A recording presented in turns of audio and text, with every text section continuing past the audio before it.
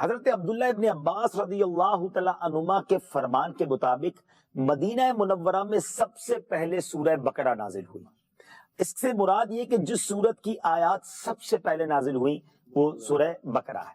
اس میں آیات، کلمات اور حروف کی کیا تعداد ہے، سبحان اللہ۔ اس سورت میں 40 رکوع ہیں، 286 آیتیں ہیں، 6121 کلمات، 6121 کلمات ہیں، اور 25,500 حروف ہیں، 25,500 حروف ہیں۔ سبحان اللہ۔ بقرہ نام رکھنے کی وجہ کیا ہے؟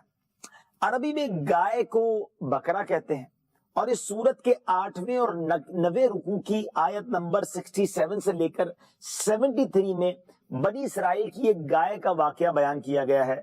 اسی مناسبت سے اسے سورہ بقرہ کہتے ہیں۔ One of the beautiful story ہے، قرآن کا واقعہ ہے، ضرور پڑھیں، اور یقین کریں جب آپ سورہ بقرہ کا یہ گائے والا واقعہ پڑھیں گے نا تو آپ کو بہت کچھ سیکھنے کو ملے گا۔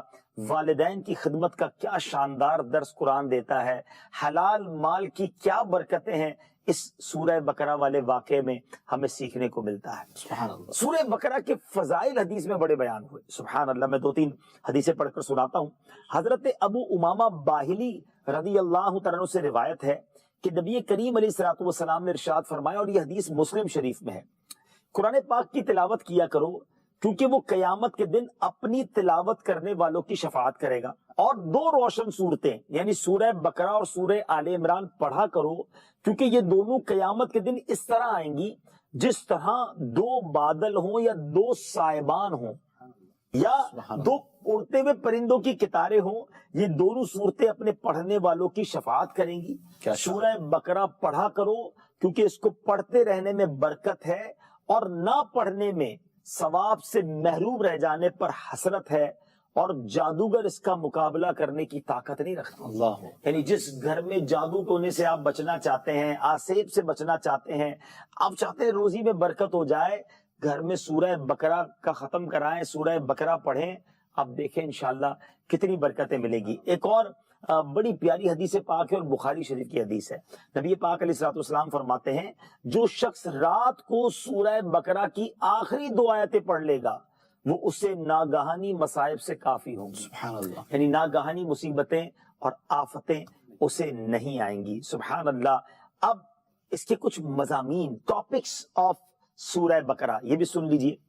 یہ قرآن پاک کی سب سے بڑی سورت ہے، اور اس سورت کا مرکزی مضمون یہ ہے کہ بنی اسرائیل پر کیے گئے انعامات، ان انعامات کے مقابلے میں بنی اسرائیل کی ناشکری، بنی اسرائیل کے جرائم جیسے بچھڑے کی پوجا کرنا، سرکشی اور عناد کی وجہ سے حضرت موسیٰ علیہ السلام سے طرح طرح کے مطالبات کرنا، اللہ تعالیٰ کی آیتوں کے ساتھ کفر کرنا، انبیاء کرام کو ناحق شہید کرنا، عہد توڑنا وغیرہ، گائے ذبح کرنے کا واقعہ، نبی پاک علیہ السلام کے زمانے میں موجود یہودیوں کے باطل عقائد و نظریات کو بیان کیا گیا، مسلمانوں کو یہودیوں کی دھوکہ دہی سے آگاہ کیا گیا۔ تو الحمدللہ اس میں بہت سارے مضامین ہیں۔ سورہ بقرہ کی خوب تلاوت کیجئے اور اس کی برکتیں لوٹیے۔ درود پاک پڑھنے کے بے شمار فضائل و برکات ہیں۔ کعبے کے بدر الدجا، طیبہ کے شمس الضحیٰ، صلی اللہ علیہ وسلم کا فرمان عالی شان، من صلی علیہ لم یلج النار، آقا فرماتے جو مجھ پر درود پاک بھیجے گا وہ آگ میں داخل نہ ہوگا۔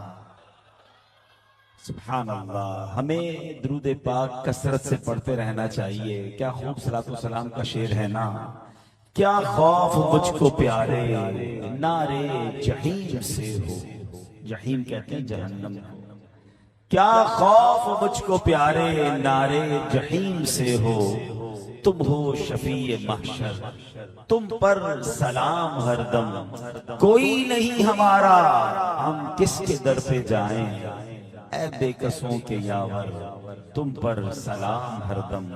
زندگی میں اپنی عادت بنائیں کہ کثرت سے درود پاک پڑھتے رہا کریں، محبت کے ساتھ باآواز بلند درود پاک پڑھ لیں۔ صلو علی الحبیب صلی اللہ تعالی علی محمد صلی اللہ علیہ وسلم۔ قرآن مجید فرقان حمید میں اللہ کریم ارشاد فرماتا ہے، وَلَا تَقْفُ مَا لَيْسَ لَكَ بِهِ عِلْمٍ إِنَّ السَّمْعَ وَالْبَصَرَ وَالْفُؤَادَ كُلُّ أُولَئِكَ كَانَ عَنْهُ مسئولا۔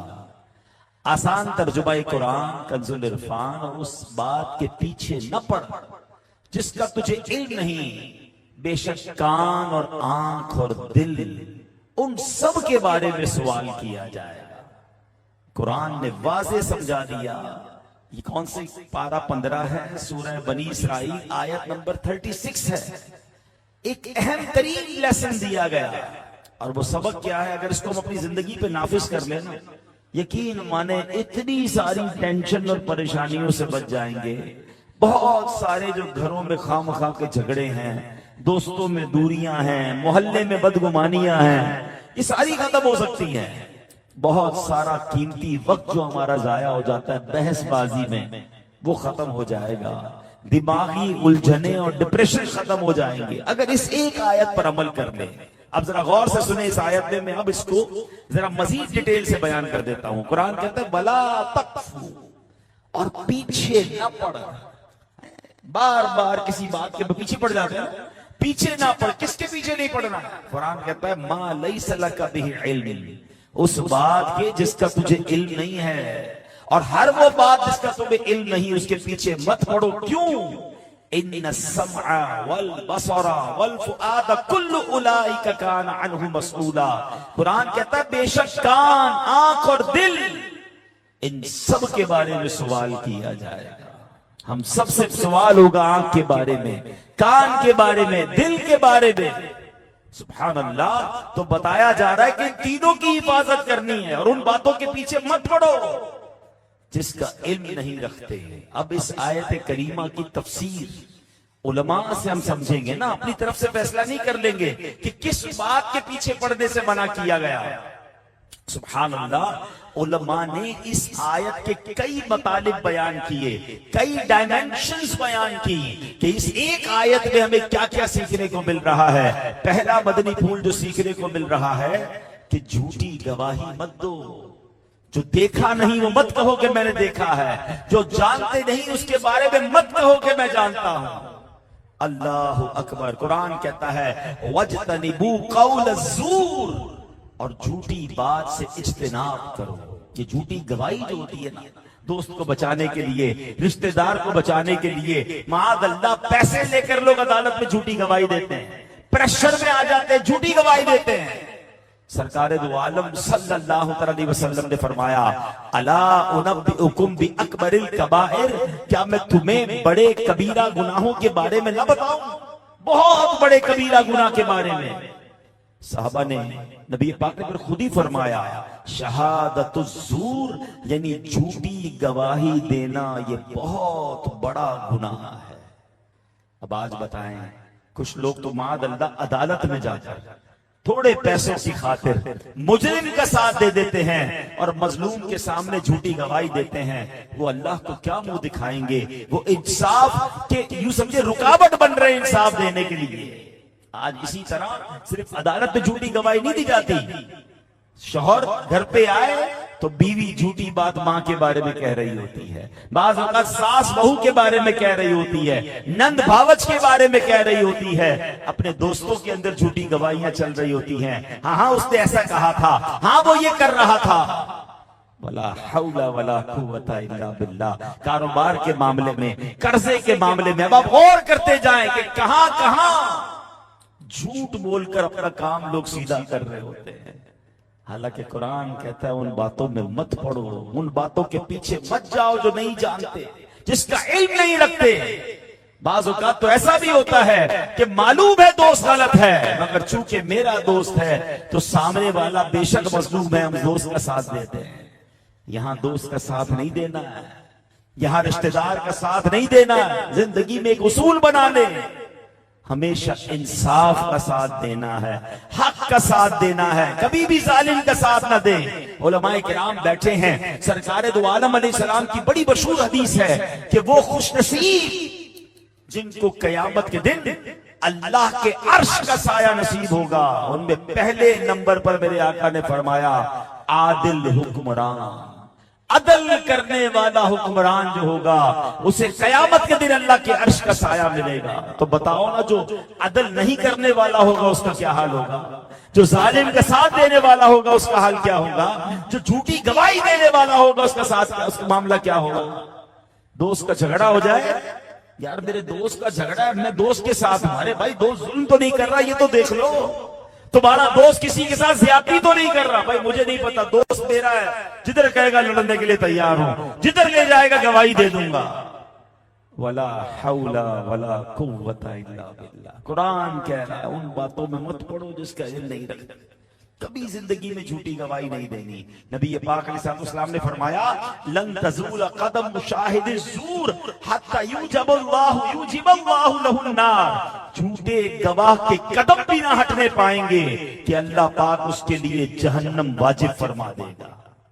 تھوڑے پیسے کے لیے جھوٹ بولنے والوں سوچو, اپنے دوستوں, اپنے رشتہ داروں, اپنے جاننے والوں کے لیے, اپنے کاروبار کے لیے, اپنا مال بیچنے کے لیے جھوٹ بولنے والوں سوچو کہ یہ شاید تھوڑی دیر کا فائدہ تو ہو جائے گا, مگر یہ جھوٹی گواہی, آقا فرماتے ابھی قدم بھی نہیں اٹھے گا اس کا, وہاں سے ہلے گا بھی نہیں کہ اس پر جہنم واجب ہو جائے گی. کدھر جائیں گے ہم؟ آگے چلتے ہیں. اسی آیت کا دوسرا ایک خوبصورت پہلو, ایک دوسرا معاملہ. قرآن کہہ رہا ہے بلا تخف ما لیس لک بہ علم, اور اس بات کے پیچھے نہ پڑ جس کا تجھے علم نہیں. اس کا ایک معنی علماء نے یہ بیان کیا, جس بات کا تمہارے پاس علم نہیں اپنی طرف سے جواب نہ دو, خواہ مخواہ اپنی عقل کے گھوڑے مت دوڑاؤ. پتا چلا کہ 100% یقین کے ساتھ اگر آپ کو شرعی مسئلہ معلوم ہے آپ پھر بیان کریں, البتہ معلوم نہ ہو تو پھر بتائیں نا. اب مسئلہ یہ ہے کہ ہر کسی کو مسئلے بتانے کا شوق ہے, علم ہے یا نہیں ہے. ہر کسی کو جناب سوشل میڈیا مل گیا, کیمرہ کھولا, قرآن کی تفسیر شروع کر دی, معاذ اللہ کیمرہ کھولا, حدیث کے بارے میں بیان کرنا شروع کر دیا. دین کی انٹرپریٹیشن, دین کی تعریف اب وہ لوگ بیان کر رہے ہیں جن کے پاس اپنے پاس بھی علم نہیں, بلکہ یہاں تو علماء کو بھی کہا جاتا ہے کہ آپ بے شک عالم ہیں. ہر عالم کو ہر مسئلہ آتا ہو یہ ضروری نہیں ہے. اگر سوال پوچھا جائے اور آپ کو نہیں آتا تو آپ کہہ دیں لا ادری. علماء نے اس کو بھی آدھا علم بیان کیا ہے کہ آپ سے کوئی پوچھے اور آپ کہیں مجھے نہیں معلوم, میں پڑھ کے بتاؤں گا. یہ علم کی شان ہے. اللہ اکبر. کیسے کیسے نبی پاک نے صحابہ کی تربیت کی. اب ذرا ایک واقعہ سنیے گا. اللہ اکبر. ایک بار کیا ہوا کہ اگر کسی نے غلط مسئلہ بتا دیا نا تو اس کا ازالہ بھی کرنا پڑے گا. ایسا نہیں بندہ توبہ کر لے, کوئی بتائے کہ یار آپ سے غلطی ہو گئی تھی بیان میں, آپ نے کتاب میں غلط لکھ دیا تھا, آپ نے اس دن مسئلہ غلط بتا دیا تھا, آپ کہ میں اللہ سے معافی مانگتا ہوں. نہیں نہیں, جس کو غلط بتایا ہے یا آپ کی بات جہاں تک پہنچی ہے اب اس کا ازالہ بھی کرنا ہوگا. اللہ اکبر. ایک بار کیا ہوا, صحابی رسول حضرت ابو ہریرہ رضی اللہ عنہ, کتنے بڑے صحابی, ٹھیک ہے. نبی پاک علیہ السلام ایک مرتبہ عشاء کی نماز پڑھا کے واپس جا رہے تھے. میں نے دیکھا کہ نبی پاک کے راستے میں ایک عورت کھڑی ہے, اپنے آپ کو پوری طرح ڈھانپ کر رکھا ہے. اس نے مجھے بلایا, کہتے اے ابو ہریرہ مجھ سے بہت بڑا گناہ ہو گیا ہے, کیا میرے لیے توبہ ہے؟ میں نے گناہ کی تفصیل پوچھی, اس نے اپنا گناہ بتایا. میں نے کہا تو ہلاک ہوئی, دوسروں کو بھی ہلاکت میں ڈال دیا, اتنا بڑا گناہ کر کے تو توبہ کی امید رکھتی ہے؟ اللہ پاک کی قسم تیرے لیے کوئی توبہ نہیں. حضرت ابو ہریرہ نے یہ بیان کر دیا. اچھا, سیدنا ابو ہریرہ رضی اللہ عنہ نے جب یہ بیان کیا تو وہ عورت تو شرمندگی کا اتنا غلبہ ہوا, کانپنے لگی اور کانپتے کانپتے بے ہوش ہو گئی. حضرت ابو ہریرہ کہتے کہ میں تو اپنے راستے چلا گیا. پھر خیال آیا کہ سرکار دو عالم علیہ السلام درمیان ہمارے موجود ہیں, میں نے ان سے پوچھے بغیر ہی حکم سنا دیا, میں نے ان سے بات ہی نہیں کی, میں نے ان سے مسئلہ پوچھا ہی نہیں. کہتے میں نبی پاک کی بارگاہ میں گیا, آقا کو ساری بات بتائی کہ ایک عورت آئی تھی, بہت بڑا گناہ کر کے آئی تھی, حضور پوچھ رہی تھی کہ میری توبہ قبول ہے کہ نہیں. میں نے تو کہہ دیا تیری توبہ قبول نہیں. اللہ اکبر. نبی پاک نے یہ سنا تو فرمایا انا للہ وانا الیہ راجعون. اے ابو ہریرہ تو خود بھی ہلاک ہوا, اس عورت کو بھی ہلاکت میں ڈالا, کیا تمہیں اللہ کا یہ فرمان یاد نہیں؟ پھر نبی پاک نے قرآن کی یہ آیت پڑھی, الا من تاب وآمن وعمل عملا صالحا فاولئک یبدل اللہ سیئاتہم حسنات وکان اللہ غفورا رحیما. کیا شاندار اعلان ہے توبہ کرنے والوں کے لیے قرآن میں. اللہ فرماتا ہے مگر جو توبہ کرے اور ایمان لائے اور اچھا کام کرے تو ایسوں کی برائیوں کو اللہ نیکیوں سے بدل دے گا. اور اللہ بخشنے والا مہربان ہے. خدا کی قسم اس آیت میں جو دلاسا ہے, ارے اللہ گناہ معاف کر دے, یہ اس کی بڑی مہربانی ہے. مگر سچی توبہ کرنے والا ہو اور رب توبہ قبول کرے تو صرف گناہ معاف نہیں فرماتا, گناہوں کو نیکیوں سے بدل دیتا ہے. کیا شان ہے میرے کریم کی. ایسے کریم کی نافرمانی بندہ کرے, ایسے کریم مالک کو کیسے ناراض کرے. نبی پاک نے یہ آیت سنائی سیدنا ابو ہریرہ کو. اللہ اکبر. حضرت ابو ہریرہ کو احساس ہو گیا میں نے غلط مسئلہ بیان کر دیا ہے. آپ پر یہ احساس اتنا غالب ہوا, آپ مدینہ منورہ کی گلیوں میں آواز لگانے لگے. ایک عورت نے رات مجھ سے مسئلہ پوچھا تھا. عورت نے چہرہ ڈھانپا ہوا تھا, آپ جانتے نہیں کہ وہ عورت کون سی ہے. اب اس کی تلاش جاری ہے, آپ اعلان کرتے جا رہے ہیں کوئی بتا دے وہ عورت کون ہے. سارا دن صدا لگاتے رہے. رات جا کر پتا چلا کہ وہ کل جو عورت آئی تھی وہ پھر اسی جگہ کھڑی ہے. آپ اس کے پاس گئے, نبی پاک کا فرمان سنایا اور سنایا تمہاری توبہ بالکل قبول ہوگی. اللہ بڑا غفار ہے, وہ ستار ہے, توبہ کرنا ہے تم نے. یہ عورت تو خوشی کے مارے اب بے ہوش ہو گئی. پہلے غم کے مارے تکلیف کے مارے بے ہوش ہوئی تھی, اب خوشی کے مارے بے ہوش ہو گئی. اور اب کہتی ہے سنتے ہی خاتون اتنی خوش ہوئی کہ مارے خوشی کے کہا میرا ایک باغ ہے, میں نے اپنے گناہ کے کفارے میں وہ باغ راہ خدا میں صدقہ کر دیا. اب اس واقعے سے کئی باتیں سیکھنے کو مل رہی ہیں کہ کسی کو نا امید نہیں کرنا چاہیے. کچھ لوگ جو ہیں یا تو خود نا امید ہو جاتے ہیں, یہ دوسروں کو اتنے سنا رہے ہوتے کہ تیری تو بالکل توبہ قبول نہیں, تو پکا جہنمی. وہ بندہ اللہ کے قریب کیسے آئے گا؟ میں اور آپ کون ہے کسی کے بارے میں فیصلہ کرنے والے ہیں؟ وہ کریم مالک ہے, وہ چاہے تو ایک نقطے پر مغفرت فرما دے. تو کریم ہی جو ٹھہرا تو کرم کے کیا ٹھکانے, تو کریم ہی جو ٹھہرا تو کرم کے کیا ٹھکانے. تو نوازنے پہ آئے تو نواز دے زمانے. کبھی مایوس نہیں ہونا ہے, کتنے بھی گناہ کیوں نہ ہو, آ جاؤ اس کی بارگاہ میں, سر جھکا دیں. اللہ کی شان بہت بڑی ہے, وہ کریم ہے, وہ معاف کرنے والا. یاد رکھیے ایمان کی تعریف علماء نے بیان کی, الایمان بین الخوف والرجا. ایمان خوف اور امید کے درمیان کی شے کا نام ہے. یعنی ایسا بھی نہیں ہو کہ بندہ اتنا بے خوف ہو جائے کہ اللہ معاف کرنے والا, جو کرنا کرتے رہو, یا اتنا خوف زدہ نہ ہو جائے کہ میں اتنا گناہگار ہوں میری بخشش ہی نہیں ہوگی. نہیں, خوف بھی رکھنا ہے, امید بھی رکھنی ہے, اس کے درمیان رہنا ہے. تو یہ پتا چلا کہ کسی کو نا امید نہیں کرنا. اور دوسری بات, کبھی غلط مسئلہ بیان نہ کریں. نہیں آتا منع کر دیں, آپ کی شان میں کوئی کمی نہیں ہوگی. بڑے بڑے علماء, بڑے بڑے فقہا بالکل بھرے مجمع میں کہہ دیا کرتے کہ مجھے نہیں معلوم, لا ادری. اگر آج کے دور میں دیکھیں ایک ایسی شخصیت جس کی کروڑوں مرید ہیں اور جناب براہ راست وہ مدری چینل پر موجود ہوتے ہیں, نہ جانے لاکھوں کروڑوں عاشقان رسول دنیا بھر میں سن رہے ہوتے ہیں, ان سے سوال کیا جاتا ہے, بعض اوقات کہتے ہیں مجھے اس کا مسئلہ نہیں معلوم, میں مفتی صاحب سے پوچھ کر بتاؤں گا. اور اگر کبھی مسئلہ بتا دیا اور بعد میں پتا چلا کہ غلطی ہو گئی ہے, آپ لائیو چینل پر آ کر بتاتے ہیں کہ فلاں دن میں نے یہ مسئلہ بیان کیا تھا, اس پہ یہ کمزوری رہ گئی, اب وہ کلپ ڈیلیٹ کر دیا جائے, یہ نیا کلپ لگا دیا جائے. میں آپ سے پوچھتا ہوں, امیر اہل سنت کا اس طرح مسئلہ بیان کرنا, علماء سے پوچھ کر بیان کرنا, اپنی بات نہیں آتی تو منع کر دینا, کیا آپ کی عزت کم ہو گئی؟ کیا لوگ آپ سے دور ہو گئے؟ نہیں ہوتا ایسا. اللہ پاک اور عزت دیتا ہے, مگر کچھ لوگ اس کو کسرے شان سمجھتے ہیں کہ یار مجھ سے مسئلہ پوچھا ہے, بھئی یہ کیسے کہہ دوں مجھے نہیں آتا. معاذ اللہ, جو دماغ میں آیا وہ بتا دیتے ہیں, یہ حرام. سرکار دو عالم صلی اللہ علیہ وسلم کی حدیث, جس نے قرآن کے متعلق بغیر علم کے کچھ کہا وہ اپنا ٹھکانہ جہنم میں بنا دیا. آج تو لوگوں کا تقیہ کلام ہو گیا, اللہ نے قرآن میں یہ فرمایا, تمہیں نہیں پتا اللہ کیا کہتا ہے, اس کو روک کے پوچھ رہے ہو بتاؤ کہاں ہے قرآن میں, تو کچھ بھی نہیں پتا ہوگا, بس بحث کرنی ہے. اللہ نے قرآن میں فرمایا, حضور کی حدیث ہے, تمہیں معلوم نہیں اللہ کیا کہتا ہے اس بارے میں. آپ کو معلوم ہے, آپ سنائیں نا کون سی آیت ہے, اور آپ نے کہاں کس عالم دین سے اس کی تفسیر پڑھی ہے. یہ اپنی زبان پہ آنا بھی نہیں چاہیے. جب تک 100% علم نہ ہو اپنی رائے سے قرآن بیان کرنا، اپنی رائے سے حدیث بیان کرنا، یہ جہنم میں جانے والا کام ہے۔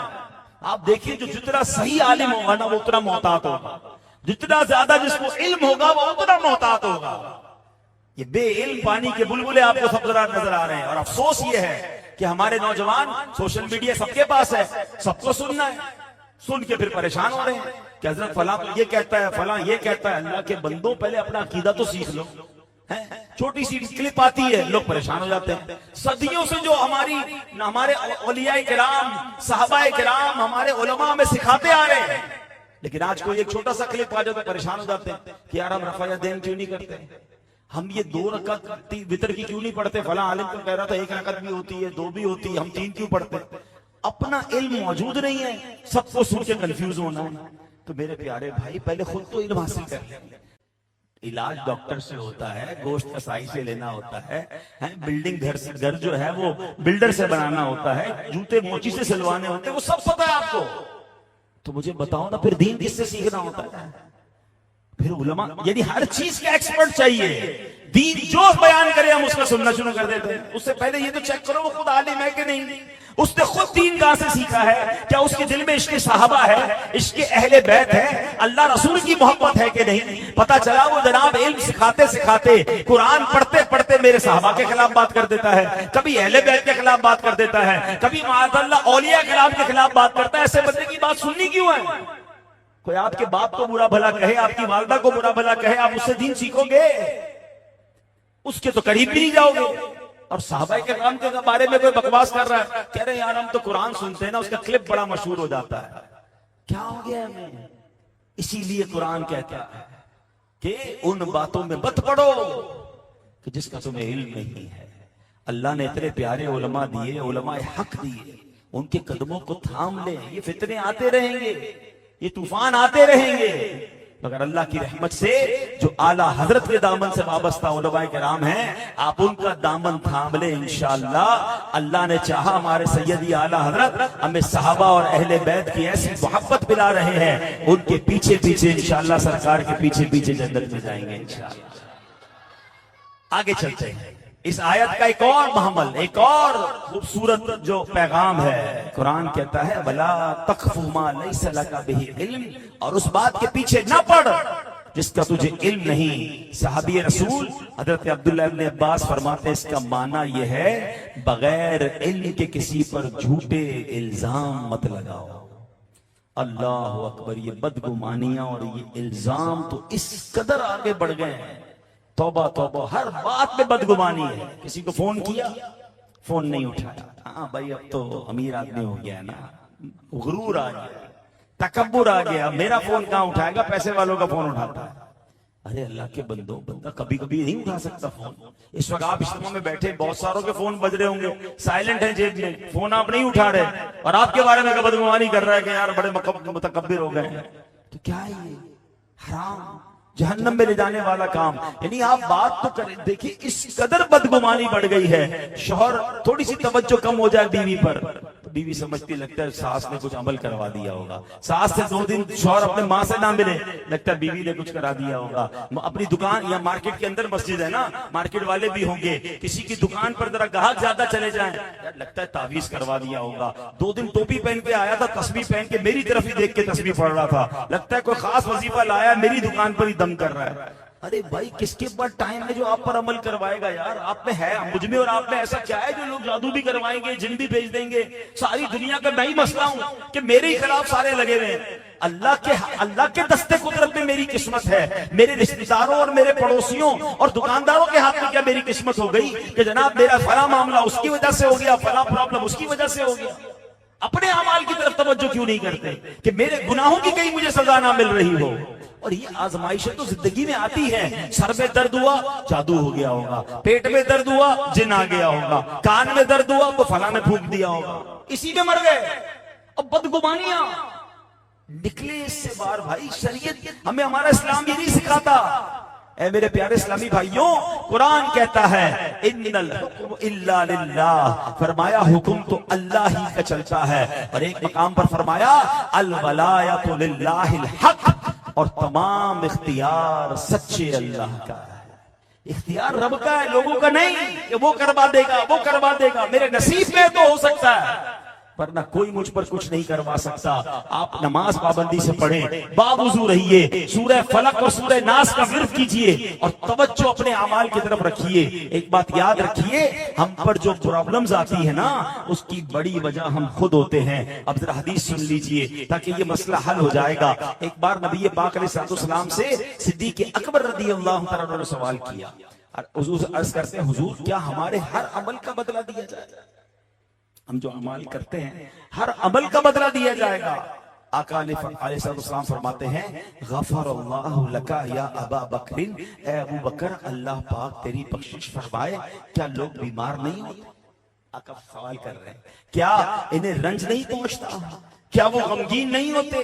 کیا پریشانیاں نہیں آتی؟ عرض کی کیوں نہیں یا رسول اللہ، یہ تو سب کچھ ہوتا ہے ہمارے ساتھ. فرمایا فہوا ما تجزون بہ، پس یہ اعمال کا بدلہ ہی تو ہے. آنکھ حرام دیکھ رہی ہے، کان حرام سن رہے ہیں، زبان جھوٹ بول رہی ہے، نمازیں قضا ہو رہی ہیں، لوگوں کے دل توڑ رہے ہیں اور کہتے ہیں پتہ نہیں بیماری کیوں آ گئی، نقصان کیوں ہو گیا، فلاں نے کرایا ہوگا. خود تو دیکھو تم نے کیا کیا صبح سے شام تک. اللہ کو ناراض کر کے کہتے رحمتیں کیوں نہیں برس رہی، کاروبار میں برکت کیوں نہیں ہو رہی. ہم نے کسر کون سی چھوڑی رب کو ناراض کرنے میں؟ اور پھر اپنے قصور یاد نہیں آ رہے، بلکہ بعض اوقات تو سن کے جملہ سن کے ہل جاتا ہے بندہ، پتہ نہیں کون سا قصور ہو گیا جو میرے ساتھ یہ ہو رہا ہے. یہ جملہ آتا کیسے زبان پر یار؟ قصور ہی قصور ہے میرے تو، میں تو صبح سے شام قصوروار ہوں. نہ جانے کتنی نافرمانیاں زندگی میں کر لی اور اب میں یہ کہتا ہوں پتہ نہیں کیا قصور ہو گیا. اچھا اسی بندے سے روک کے پوچھ لو نا، بھائی آپ 5 وقت نماز تو پوری پڑھتے ہوں گے؟ نہیں، بس وہ نماز میں تو سستی ہو جاتی ہے. یہ بندہ کیسے کہہ سکتا ہے کہ قصور کیا ہو گیا؟ سب سے بڑا قصور تو یہ ہے کہ آپ بے نمازی ہیں. پتہ ہے آپ کو سب سے بڑے گناہوں میں گناہ یہ ہے کہ بندہ نماز نہیں پڑھتا. ہمیں شرابی برا لگتا ہے، شراب حرام، مگر نماز قضا کرنا اس سے بڑا گناہ ہے. مگر وہ کسی کو برا نہیں لگتا کیونکہ سارے بے نمازی ہوتے ہیں. ایسا نہ کریں. اپنی زندگی میں اگر سکون چاہتے ہیں، اپنی زندگی میں اگر بھلائیاں چاہتے ہیں، خیر چاہتے ہیں، تو رب کی رضا والے کام کریں.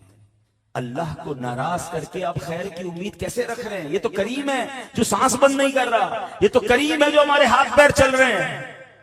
ورنہ وہ چاہتا تو میری آنکھ حرام دیکھتی میں اندھا ہو جاتا، پیر حرام کی طرف جاتے لنگڑا ہو جاتا. یہ تو اس کی مہربانی ہے، عیب چھپائے ہوئے ہیں، لوگ عزت کر رہے ہیں. خدا کی قسم جتنا رب نے ہم پر احسان کیا اور جتنا وہ ہماری نافرمانیوں کے باوجود نواز رہا ہے، پھر شکوہ زبان پر کبھی نہیں آنا چاہیے. آخری واقعہ سن لیجئے. گھروں میں بھی عجیب عجیب الزامات، عجیب عجیب شک و شبہ، عجیب عجیب جھگڑے چل رہے ہیں. ایک صحابی نے، بخاری کی حدیث، ایک دیہاتی شخص نبی پاک کی بارگاہ میں حاضر ہوا. عرض کرتا ہے یا رسول اللہ صلی اللہ علیہ وسلم، میرے ایک ایسے بچے کی پیدائش ہوئی ہے کہ حضور اس کی شکل مجھ سے نہیں ملتی. اب کیسا عجیب بات ہے، اپنی بیوی پر شک، مجھے لگتا ہے یہ بچہ میرا نہیں ہے. اللہ اکبر. اب سبحان اللہ، میرے آقا نے کیا جواب دیا؟ آقا فرماتے ہیں تمہارے پاس اونٹ ہیں؟ کہتا حضور بہت سارے اونٹ ہیں. فرمایا کس رنگ کے ہیں؟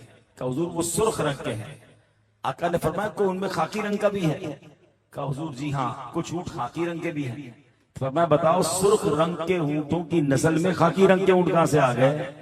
تو کہتے حضور سرخ اونٹ کے باپ داداؤں میں کوئی خاکی رنگ کا اونٹ رہا ہوگا، اس کی رگ نے اس کو اپنے رنگ میں کھینچ لیا. تو آقا نے فرمایا کہ یہ بھی تو ممکن ہے کہ تمہارے باپ داداؤں میں کوئی کالے رنگ کا ہوا ہوگا اور اس کی رگ نے تمہارے بچے کو اپنی رگ کی طرف کھینچ لیا، اس لیے وہ بچہ تمہیں اپنی شکل کا نہیں لگ رہا ہے، تمہارا ہم شکل نہیں ہے. اس صحابی رسول نے، اس شخص نے کہا کہ ٹھیک ہے حضور مجھے بات سمجھ آ گئی. اب چھوٹی چھوٹی باتوں پر گھر میں شک ہے، شبہ ہے، لڑائی ہے، جھگڑا ہے. اتنی شک کے ساتھ زندگی نہیں گزرتی ہے. میاں بیوی ایک گاڑی کے 2 پہیے ہیں، آپ سارا دن گھر سے باہر ہوتے، وہ گھر سنبھالتی ہے بیچاری. اب جناب وہ شک کر رہی ہے یا آپ شک کر رہے ہیں اور چھوٹی چھوٹی باتوں پر الزام لگا رہے ہیں. ایسا نہ کریں، زندگی مشکل نہ کریں، اعتماد کریں، اللہ پر بھروسہ کریں. اور اللہ سے خیر کی امید رکھیں. تو بہرحال میرے پیارے اسلامی بھائیوں، آج چند باتیں عرض کی ہیں، ورنہ اس کے آگے اتنی، اس ایک ہی آیت کے تحت اتنی باتیں آتی ہیں جو ہم پڑے ہوئے جن کاموں میں، ہم پڑے ہوئے ان کاموں میں ہیں جن کی ہمیں ضرورت نہیں ہے، اور ان کاموں کو چھوڑا ہوا ہے کہ جو ہمیں سیکھنا ضروری ہے. حالانکہ قرآن کہتا ہے وَلَا تَخْفُ مَا لَيْسَ لَكَ بِهِ عِلْمٍ، اور اس بات کے پیچھے نہ پڑ جس کا تجھے علم نہیں. آج چائے کے ہوٹل پر کیا ہو رہا ہے، فلاں ملک کا کون سا میزائل آ گیا، فلاں ملک نے یہ کر دیا، لگتا ہے بھائی اب تو پیٹرول کا ریٹ بڑھ جائے گا. ایسی پیٹرول پر بحث ہو رہی ہے جیسے حضرت کے 4 تیل کے کنویں ہیں. ڈلوانا اسکوٹر میں 100 روپے کا پیٹرول ہے اور ریٹ چیک ہو رہا ہے انٹرنیٹ پر کہ آج پر بیرل ریٹ کیا ہے، کیونکہ ٹائم بڑا ہے. گولڈ کا ریٹ لوگوں کو پتا، آج اسٹاک ایکسچینج کتنا اوپر گئی ہے، فلاں فٹ بال کے میچ کا رزلٹ کیا ہے، ساری بحث کروا لو. ان سے پوچھو بھائی نماز کے فرض کتنے ہیں، قرآن کا تلفظ آپ کو آتا ہے کہ نہیں، آپ کو وضو کا طریقہ آتا ہے کہ نہیں. اس کی فکر نہیں ہے، اس کے لیے ٹائم نہیں ہے، اور بحثیں کروا لو جناب ساری رات.